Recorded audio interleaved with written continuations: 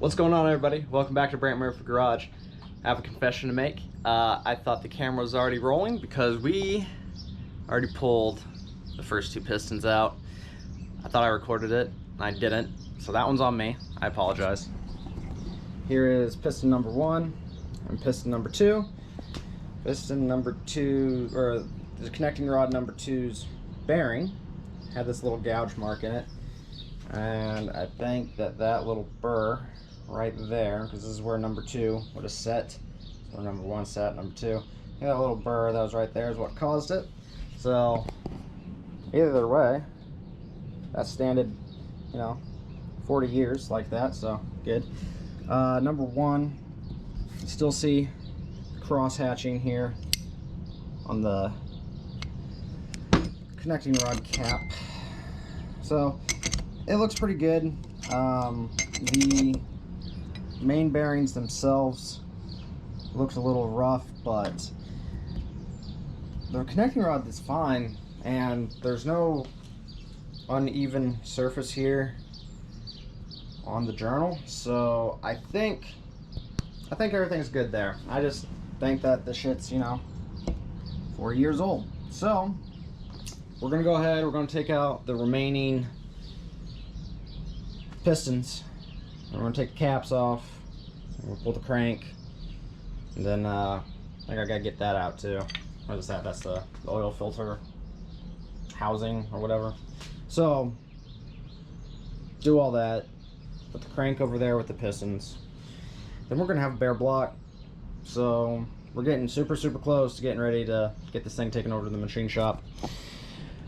Hopefully here soon. So yeah, and sorry my garage is a mess, but in my last video I showed you all the new parts that we got, so this is quickly taking up space. Oh yeah, okay, well, let's get to work on this.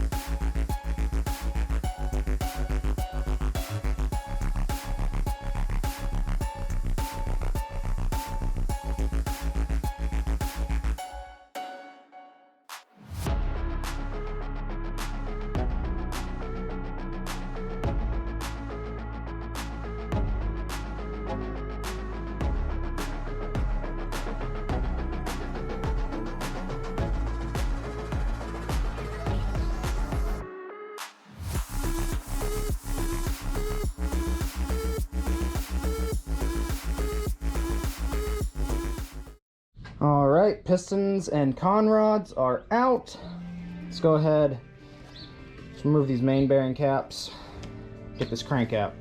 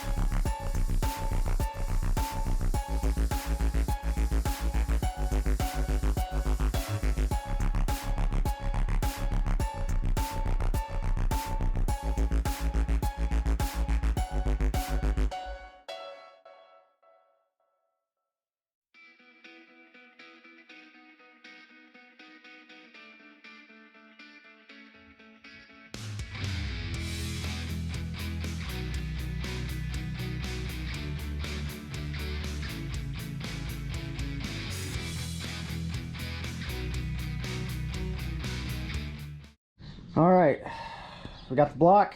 It's a bare block now, so gotta take this oil filter thing out. But she's pretty much ready to go to the shop. Gotta just go in and deburr, clean it all up, get it ready. Rotating assembly's good. Only thing we're going to be reusing out of the rotating assembly is going to be these con rods.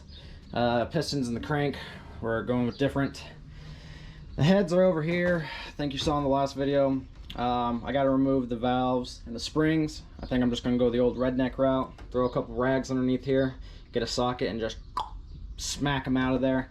I also got to pull these press-in studs out. I got a little tool from Comp Cams that are going to help me do that. Then we're going to go ahead and tap these holes out for screw in. No one's gotten back to me yet about wanting the cam or the lifters. I didn't figure anybody would, but I thought I'd put it out there if you're, you know, doing a stock LU5 rebuild. I'll probably give it a couple more weeks. If no one reaches out to me on TikTok, Instagram, or YouTube, we'll go ahead and we'll just throw this stuff in the scrap pile and take it over to the metal recycling place. Just got to get everything ready to go to get to the machine shop now. Oh right, I gotta get a die grinder and come in and clean up the insides here and port match.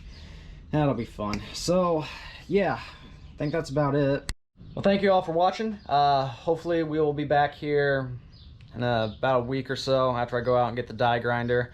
We'll start doing this head work, and we'll clean up the block, and then hopefully here within a couple of weeks we'll get this stuff taken over to the machine shop, and we'll start getting it ready for assembly. So I also have decided I'm gonna have to get a few buddies over here, but we're gonna go ahead. We're gonna move the Trans Am from right there to right here. So we got to make it turn around and sit right here.